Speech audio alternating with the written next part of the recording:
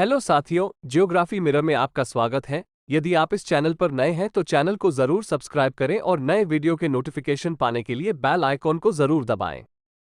Video को शुरू से लेकर लास्ट तक जरूर देखें। निम्नलिखित रेगिस्तानों में से हिमालय पर्वत श्रृंखला से निर्मित वह कौन सा वर्षा छाया रेगिस्तान है जो हिंद महासागर से वर्षा ले जा रहे बादलों को अवरुद्ध करता है?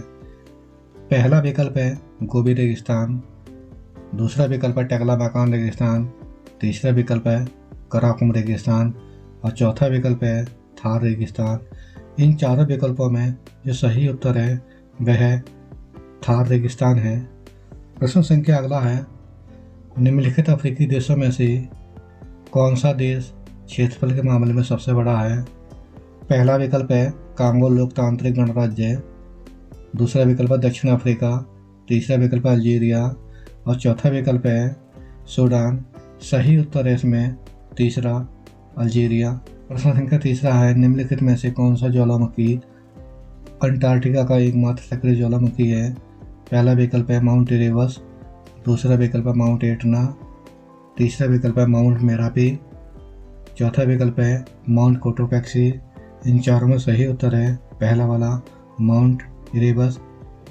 यह है अंटार्कटिका महाद्वीप का एकमात्र सक्रिय ज्वालामुखी है।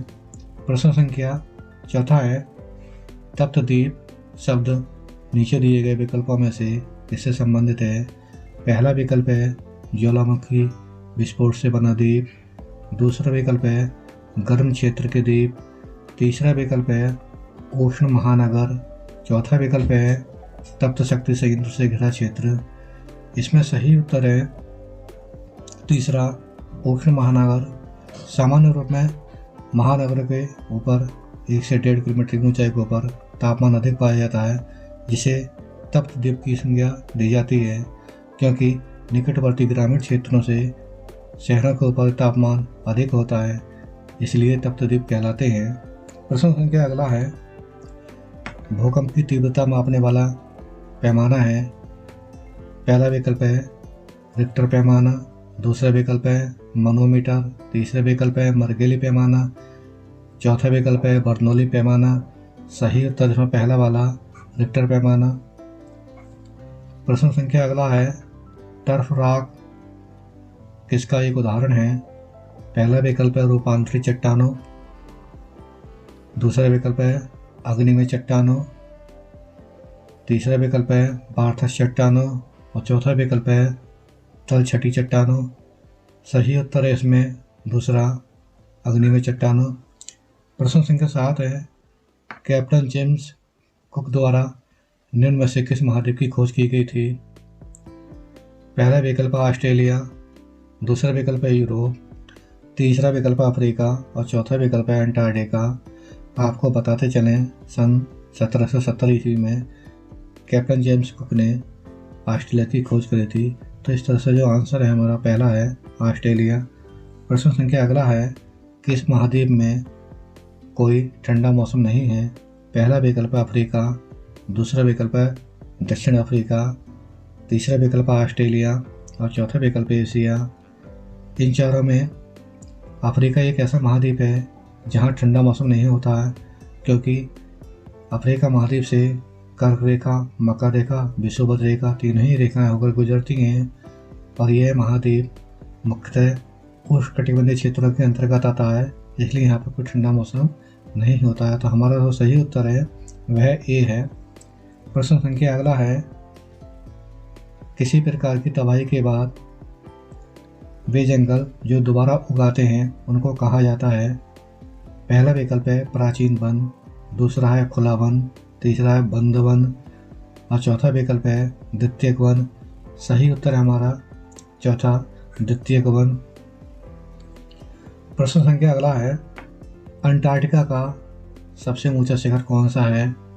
पहला विकल्प है थॉमस पर्वत, दूसरा है कास्कुस्को पर्वत, तीसरा है अल्ब्रुस पर्वत, चौथा विकल्प है विंसन मैसिव। जो सही उत्तर है वह है विंसन मैसिव। इसकी ऊंचाई 4892 मीटर के लगभग है, तो हमारा आंसर हुआ विंसन मैसिव। प्रश्न संख्या अगला है, भूकंप जो सतह पर चट्टानों के विस्फोट से उत्पन्न भूकंपीय तरंगों के कारण खानों में होते हैं, उन्हें कहा जाता है। पहला विकल्प है जलाशय प्रेरित भूकंप, दूसरा है विवर्तनिक भूकंप, तीसरा है विस्फोट भूकंप, चौथा है भूगर्भीय भूकंप। तो जो इस तरह के भूकंप जो होते हैं, जो खानों में उत्पन्न होते हैं, उन्हें मुख्यतः विस्फोटक भूकंप कहा जाता है। तो हमारा जो उत्तर है इसमें तीसरा है। प्रश्न संख्या अगला है, कौन सा महासागर अधिकतम निमग्न द्वीपों से बना है? आंसर जानने से पहले देख लेते हैं निमग्न द्वीप क्या होते हैं। सामान्यतः जो सागर की सतह होती है इस तरह की, यानी ऊपरी जो सतह होती है, इसके अंदर इस तरह की आकृति के कुछ द्वीप बने होते हैं जो कि सागरीय तले के नीचे होते हैं, जिन्हें निमग्न द्वीप कहा जाता है। प्रश्न दोबारा पढ़ ले रहे हैं, कौन सा महासागर अधिकतम निमग्न द्वीपों से बना है? पहला विकल्प है प्रशांत महासागर, दूसरा विकल्प है अटलांटिक महासागर, तीसरा है भारतीय महासागर और चौथा है अंटार्कटिक महासागर। इन चारों विकल्पों में प्रशांत महासागर एक ऐसा महासागर है जहां निमग्न द्वीपों की संख्या बहुत अधिक पाई जाती है। तो आते उत्तर हमारा जो है पहला सही हुआ। प्रश्न अगला है, निम्नलिखित में से कौन सी एक रूपांतरित चट्टान है, यानी अपना रूप बदलती चट्टान? तो पहला विकल्प इसमें असिताश्म, दूसरा है सिनाइट, तीसरा है सैल, चौथा है बालू पत्थर। सही उत्तर इसमें दूसरा वाला सिनाइट। प्रश्न संख्या अगला है, उष्णकटिबंधीय चक्रवात विश्व में विभिन्न नामों से जाने जाते हैं। विश्व के किस भाग में इसे हरिकेन के नाम से जाना जाता है? पहला विकल्प है पश्चिमी शांति प्रद, दूसरा है पश्चिमी ऑस्ट्रेलिया, तीसरा है अटलांटिक और चौथा है पश्चिमी सागर। जो सही उत्तर है वह अटलांटिक है। प्रश्न संख्या अगला है, निम्नलिखित में से कौन सा कृषि उत्पादकता में गिरावट के लिए एक कारण नहीं माना जाता है? पहला विकल्प है निर्वाह खेती, दूसरा विकल्प है मिट्टी की प्रकृति, तीसरा विकल्प है जनसंख्या के ज़्यादा दबाव और चौथा विकल्प है प्रदूषण। इन चारों विकल्पों में जो सही उत्तर है वह निर्वाह खेती है, जो कि कृषि उत्पादकता में गिरावट के लिए कारण नहीं माना जाता है। प्रश्न संख्या अगला है, अफ्रीका के कालाहारी किस प्रकार का रेगिस्तान है? पहला विकल्प है शीत शरद ऋतु, दूसरा विकल्प है उपोष्ण कटिबंध, तीसरा विकल्प है उष्ण कटिबंध, चौथा विकल्प है शीत तटवर्ती। सही उत्तर है इसमें तीसरा उष्ण कटिबंध। आपको बताते चलें, कालाहारी मरुस्थल के जो स्थायी निवासी हैं उन्हें बुशमैन कहा जाता है। प्रश्न संख्या अगला है, भूमध्य सागरीय वन्य झाड़ियाँ किस जलवायु क्षेत्र में है? पहला विकल्प है गर्म शीतोष्ण क्षेत्र, दूसरा विकल्प है भूमध्यवर्ती क्षेत्र, तीसरा विकल्प है ठंडे शीतोष्ण क्षेत्र और चौथा विकल्प है गर्म क्षेत्र। इन चारों विकल्पों में जो सबसे सही उत्तर है वह पहला है गर्म शीतोष्ण क्षेत्र, यानी ऐसे क्षेत्र हैं जहाँ भूमध्य सागरीय वन झाड़ियाँ मुख्यतः पाई जाती हैं। प्रश्न संख्या अगला है, विषुवतीय बसंत ज्वार प्रत्येक बार कितनी अवधि के बाद घटित होता है? आपको बताते चलें, जो विषुवतीय ज्वार है वो मुख्यतः विषुवत रेखा पर ही आते हैं और हमारी जो पृथ्वी सूर्य की परिक्रमा करती है, साल में 2 बार विषुवत रेखा पर उसकी किरणें सूर्य की किरणें सीधे चमकती हैं, जिस कारण वहाँ गुरुत्वाकर्षण अधिक होता है। और इस तरह से देखा जाए प्रत्येक 6 महीने की अवधि पर वहाँ बसंत ज्वार आता है। तो इस तरह हमारा जो सही उत्तर है वह पहला है 6 महीने।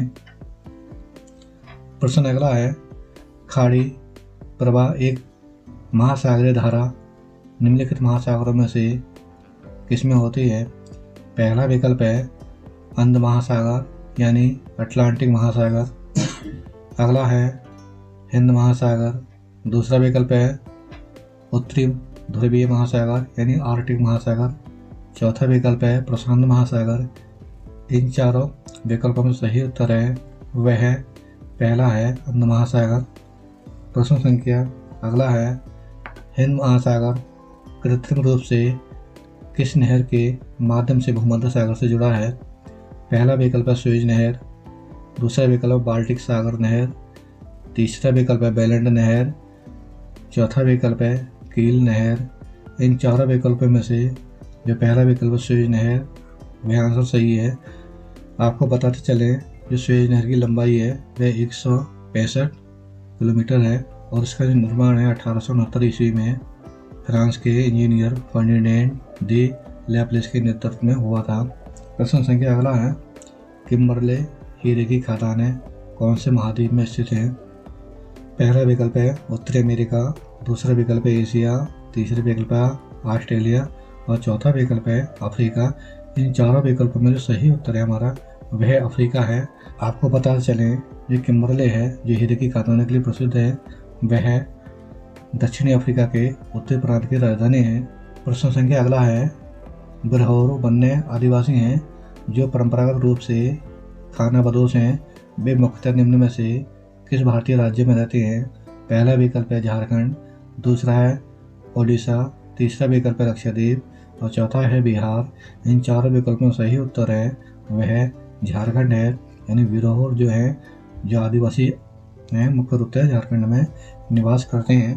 प्रश्न संख्या अगला है, बुशमैन जनजातियाँ किस क्षेत्र के आसपास घूमती हैं?